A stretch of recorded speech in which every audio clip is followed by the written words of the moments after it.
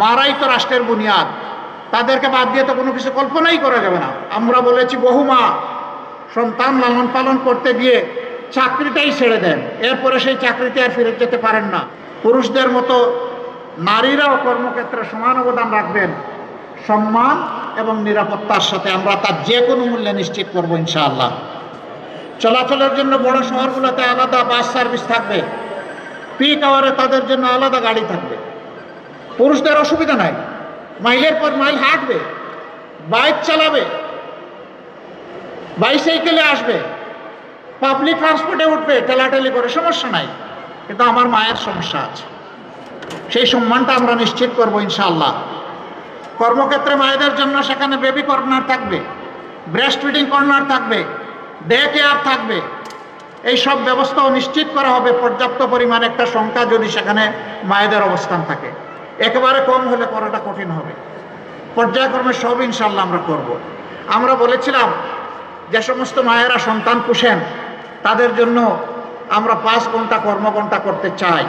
কিছু লোক হই রই রই শুরু করে দিল। 5 ঘন্টা করলে তারা তো আর মানুষ তাদেরকে কর্মক্ষেত্রে নেবে না।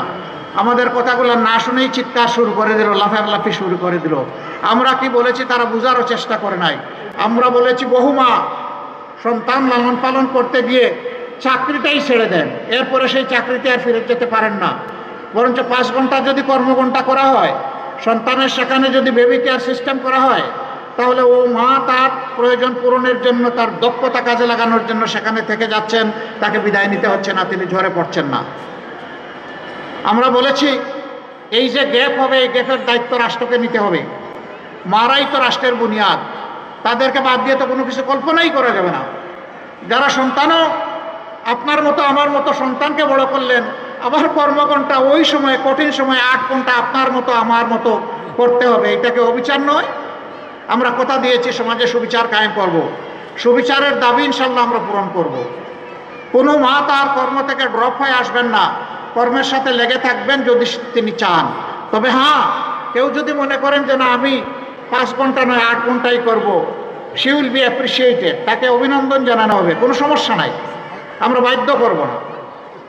সম্মানিত মা ও বোনেরা, এটা কি শুধু মুসলমান মায়েদের জন্য?